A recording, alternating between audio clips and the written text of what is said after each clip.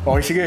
Pag-usapan natin to. Sa mga litrato na kuha ng Philippine Coast Guard, kita ang muling pagkukumpulan ng mga Chinese militia ships sa Sabina Shoal na kabilang sa Kalayaan Island Group na nasa loob ng Exclusive Economic Zone ng Pilipinas. Sa drone video na ito, makikita ang pagbuga ng water cannon ng dambuhalang barko ng China Coast Guard sa napakaliit na resupply boat ng Pilipinas. Panahon na pareakyat sa United Nations General Assembly o UNGA ang patuloy na pagbubuli ng China sa West Philippine Sea. Yan ang nakasaad sa Resolution 659 na inihain kanina sa plenaryo ni Senator Risa Ontiveros. So medyo nakakabalisa na yung mga ganyang balita, no? Pero sa totoo lang, kahit ganyan nakainit ang sitwasyon, hindi pa din malinaw sa nakakarami sa atin ang totoong issue sa West Philippine Sea. Kaya maganda na umpisahan muna natin sa pinaka-basic na usapan. Umpisahan natin sa usapan ng mga linya. Ako si Nico Balbidina at alamin natin kung hanggang saan nga ba ang teritoryo natin sa West Philippine Sea at kung hanggang saan lang nga ba ang sa China. Alam nyo, hindi naman talaga dapat mahirap ang usapan pagdating sa mga linya ng mga teritoryo. Ganito kasi yan. Ito ang itsura ng Pilipinas sa mapa.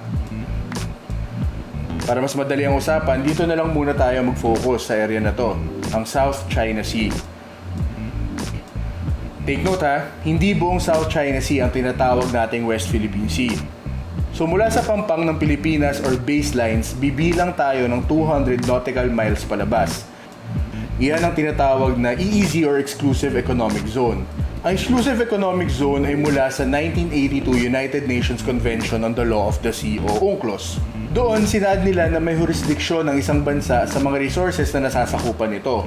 Bale, sovereign rights ang meron tayo dyan. Ibig sabihin, meron tayong kalayaan sa paggamit, pagkonserba, at pamamahala ng mga living o non-living na mga resources sa loob niyan. Tayo lang. Batas ng Pilipinas ang dapat mamayagpag dyan. Ayon pa sa UNCLOS, bilang tayo ang may karapatan sa paggamit ng mga yaman sa loob ng ating EEZ, maaari pa rin naman tayong magbigay ng pahintulot sa ibang mga bansa na makinabang sa mga resources na yan. Provided nga lang na sumusunod sila sa mga patakaran at mga batas na nilatag natin dyan. Anyway, bilang isang archipelagic na bansa o kapuluan, malaking bahagi ng ekonomiya ng Pilipinas ang nakasandal sa yamang dagat. Ayon sa Philippine Statistics Authority, tinatayang nasa mahigit 1,000 metric tons ang kabuuang produksyon ng mga pangisdaan sa bansa. At sa kabila ng mga tone-toneladang mga produce ng mga mangingisda, kabilang pa rin sila sa mga lowest paid workers natin. At ito, maaari ang isa sa mga dahilan kung bakit ganyan. So, mabalik tayo. Ngayon may basic understanding na tayong lahat sa karapatan ng Pilipinas sa South China Sea. Dito ngayon papasok ang problema natin. Balikan natin yung mapa. Ito yung EEZ ng Pilipinas, di ba? Lahat ng dagat na nasa loob niyan ay tinatawag nating West Philippine Sea. At sa totoo lang, lahat ng mga karatig bansa natin sa region na yan ay may kanya-kanya ding mga nilatag na 200 nautical miles bilang kanilang mga EEZ. Lahat maliban sa China. Ayon kasi sa China, meron daw silang historical claim sa mahigit kumulang 90% ng South China Sea. Una nilang minarkahan ng mga teritoryo na yan gamit ang mga siyam na hiwa-hiwalay na mga guhit or 9-dash line. Actually, 10-dash line na yan ngayon kasi may dinagdag pang guhit ang China nitong taon lang. Pero same issue pa rin to. Heto pa, yung mga guhit na yan, walang tiyak na coordinate. Walang tiyak na sukat. May dahilan din kung bakit mga dash o mga putol-putol na linya ang gamit nila. Ready ka na? Ayon kay Chinese marine geographer Wang Ying, hindi daw sila gumagamit ng mga buong linya dahil gumagalaw naman daw ang tubig sa dagat. Wise din, di ba? Yan ang hirap kapag walang solid na reference ang linya na sinusukat mo sa dagat. Hindi tulad ng EEZ na bumibilang ng eksaktong 200 nautical miles mula sa baselines ng isang bansa, ang 9-dash lines ay walang matibay na batayan. Ganito lang yan eh. Para na silang kumuha ng mapa at nag-drawing ng mga guhit at sinabi nilang kanila na ang laman nun. At hindi biro ang lapit ng 9-dash line na yan sa Pilipinas. Kung pupunta tayo sa Palawan, halos nasa 30 hanggang 50 kilometers na ang layo na inangkin ng China mula sa baybayin natin. 30 hanggang 50 kilometers. Bale parang bumiyahe ka lang mula Fairview hanggang Alabang.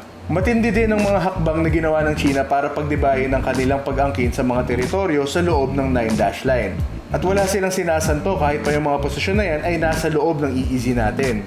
Bantay sarado ng mga warship at frigates ng China ang katubigan na yan. Walang habas silang hinaharang at hinaharas sa mga Pilipino na naghahanap ng kabuhayan sa dagat na tayo naman ang may una at natatanging karapatan. May ilang daan ding mga militia vessels na mistulang fishing boats pero armado ang mga sakay na ibinuhos ang China sa lugar na yan para harangin ang mga Pilipino sa sarili nating bakuran. Inokupahan din ng China ang marami sa mga bahura at feature sa West Philippine Sea. Ayon sa mga ulat, kalahati ng tinatayang 1,600 ng mga istruktura ng China sa South China Sea ay pasok sa katubigang pagmamay-ari ng Pilipinas. Ang matindi dyan, idagdag mo na din yung informational warfare na ginagawa ng China para isulong ang ideolohiya na sa kanila ang 90% ng South China Sea. Ayon sa US Department of State, bilyon-bilyong dolyar ang ginagastos ng China para magmanipula ng impormasyon sa labas ng kanilang bansa at para pagtakpan ang importanteng impormasyon na kritikal naman sa kanilang mga adhikain. Alam nyo, hindi lang 9-dash line sa South China Sea ang problema natin. Kasama na din dyan ang 9-dash line na sumasakop sa public perception. May mga pag-aaral din na nagpapatunay na may mga malign information operations dito sa bansa. Yung mga operation na yan ay nagsusulong ng pro-China claims. Mismo sarili nating National Security Council, may mga minomonitor ding mga personalidad online na posibleng kasama sa makinarya nito. Sa totoo lang, pinapakita lang nito na hindi lang ito laban ng mga sundalo ng China, laban sa mga sundalo ng Pilipinas. Lahat ng mga Pilipino ay may responsibilidad na alamin at aralin ng posisyon ng Pilipinas sa issue na ito. Ayon nga sa lumang kasabihan, di ba? Katotohanan ng unang casualty sa labanan. At hanggang itinataguyod ng bawat Pilipino ang katotohanan, mananatiling nasa atin ang kalayaan.